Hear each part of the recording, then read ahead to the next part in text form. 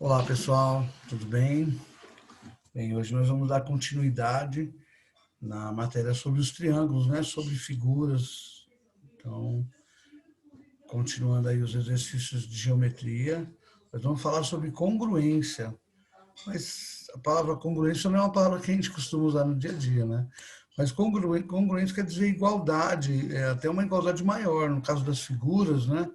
Duas figuras são congruentes quando elas são iguais, tá? Quando elas têm a mesma forma, mesmo tamanho. Então, vou compartilhar com vocês o livro.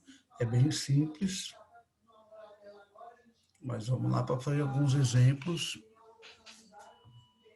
Então, continuando aí, para localizar vocês no livro, ó, página 115, tá? Livro 3, página 115. Congruência de figuras. O tangram é um quebra-cabeça de origem chinesa, composta por 7 peças, 5 das quais são triângulos e 2 são quadriláteros. Podemos verificar que algumas peças do tangram coincidem ao serem sobrepostas, enquanto outras não. Veja a seguir alguns exemplos. Então, aqui tem o tangram, tá?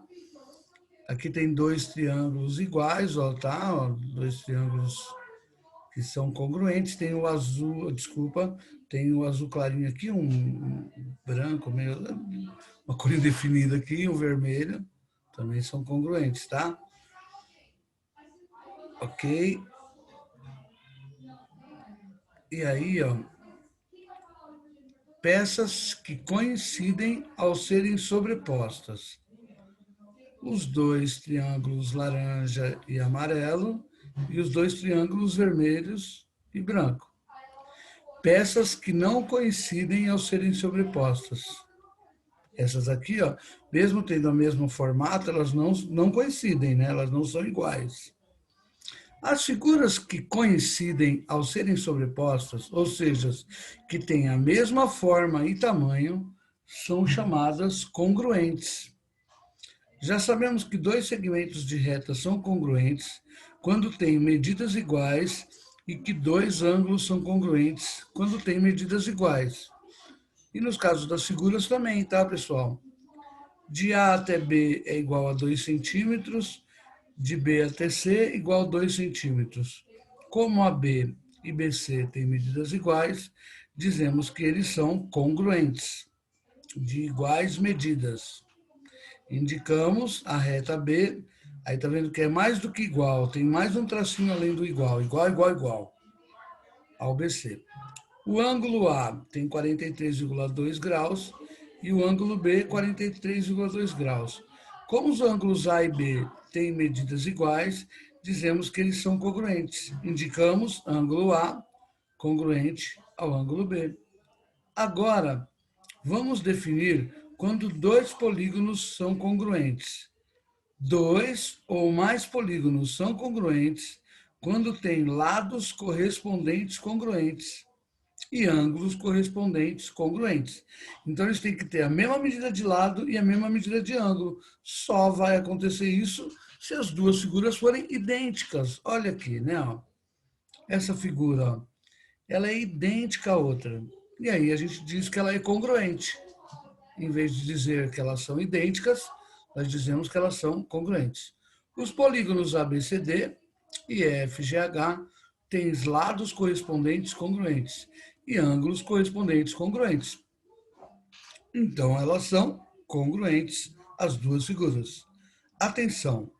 Para verificar a congruência de ângulos correspondentes, basta verificar a congruência dos ângulos internos correspondentes. Desse modo, dizemos que esses polígonos são congruentes e indicamos ABCD é congruente a EFGH. Observe agora dois exemplos de polígonos não congruentes. Os quadriláteros a seguir têm lados correspondentes congruentes, mas não têm ângulos correspondentes congruentes. Então, imagina, você tem um losango que tem 2 centímetros cada lado. Você tem um quadrado também com 2 centímetros cada lado, só que o quadrado tem 4 ângulos de 90 graus E aqui são ângulos diferentes. Dois ângulos agudos, dois ângulos obtusos. Ok? Então, essas figuras não são congruentes. Portanto, esses quadriláteros não são congruentes. Não adianta ter só os lados iguais. Tem que ter os lados iguais e os ângulos iguais. Olha o outro aqui, ó. Um outro exemplo, né? Os hexágonos a seguir têm ângulos correspondentes congruentes, mas não têm lados correspondentes. Então, aqui tem os ângulos todos iguais, só que um é menor que o outro. Portanto, eles não são congruentes. Ou seja, para duas figuras ser congruentes, elas têm que ser idênticas. Ok? Com suas palavras, descreva os procedimentos que você usaria para verificar se dois ou mais polígonos são congruentes. Para verificar se eles são congruentes, eles têm que ter ângulos correspondentes congruentes e lados correspondentes congruentes. Eles têm que ter ângulos e lados do mesmo tamanho. Ok? Lembre-se, outra maneira de indicar os lados congruentes e os ângulos congruentes é usar diferentes quantidades de marcação. Veja, por exemplo, as indicações dos polígonos. Está vendo aqui? Ele quis dizer que esse lado de A até B com um tracinho é igual a esse lado de E até F. Esse ângulo B é igual ao ângulo F. Fora isso, tudo diferente. Então, essas figuras não são congruentes. Para ser congruente, tem que ter todos os lados congruentes e todos os ângulos congruentes. Ok? Congruência de triângulos. Para verificar se dois triângulos são congruentes, não é necessário conhecer a medida de todos os seus lados e ângulos. Basta conhecer 3 dessas medidas, conforme os casos a seguir. Caso de congruência, lado, ângulo, lado. Ó. Então, existe um caso de congruência dos triângulos que é L a L.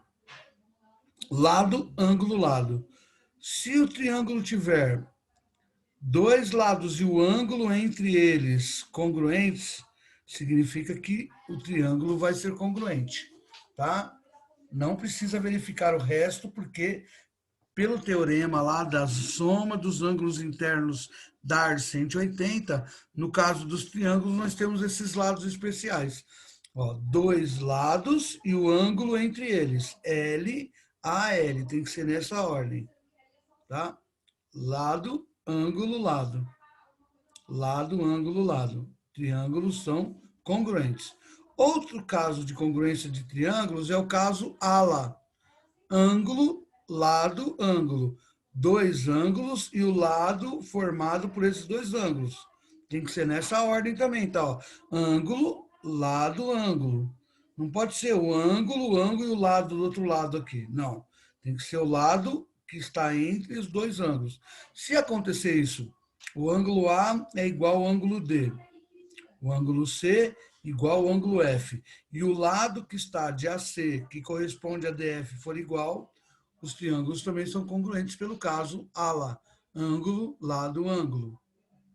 E o último caso de congruência de triângulos é o caso LLL. Se dois triângulos têm os 3 lados correspondentes congruentes, então esses triângulos são congruentes. 3 lados iguais, os ângulos também vão ser iguais. É certeza, não tem como ter 3 lados iguais e ângulos diferentes.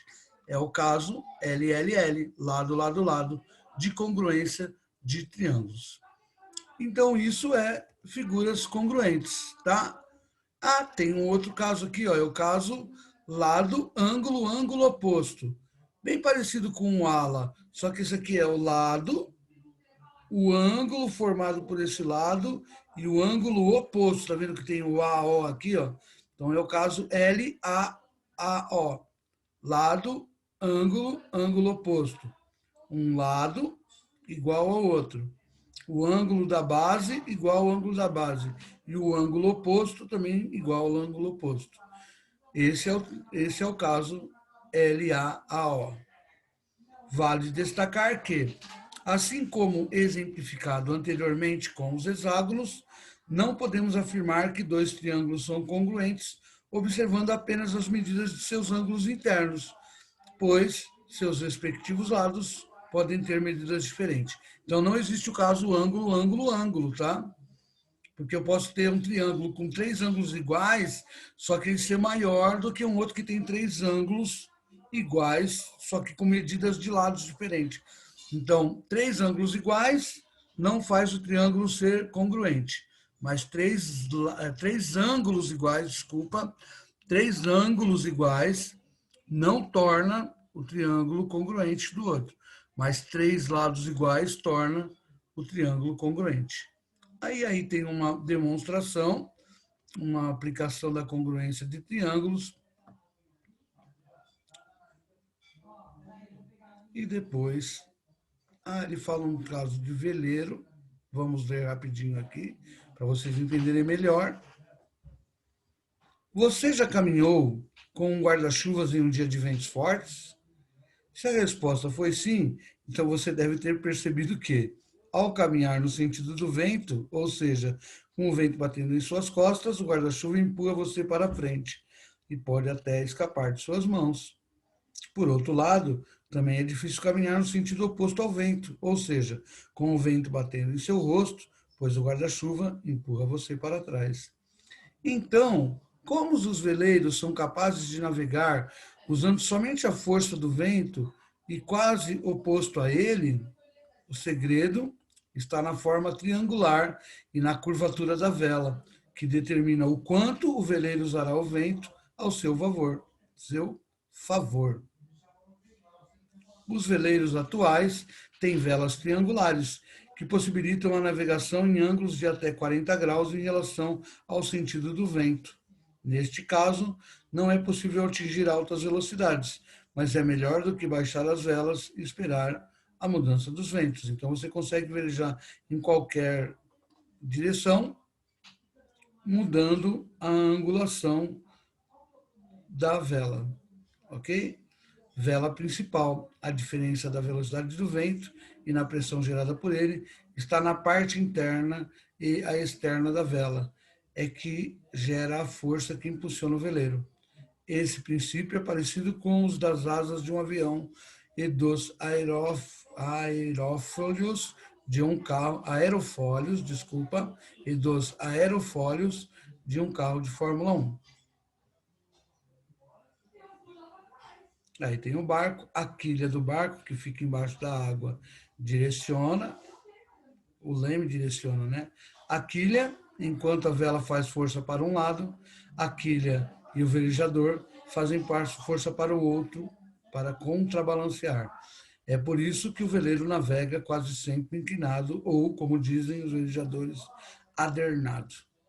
As caravelas, usadas principalmente na época das grandes navegações, possuíam geralmente velas com um formato retangular, que aproveitavam apenas os ventos que vinham de trás ou nas laterais da embarcação. Quando o vento estava contra, eles tinham que baixar a vela e ficar esperando até vir o vento a favor do lado que eles queriam.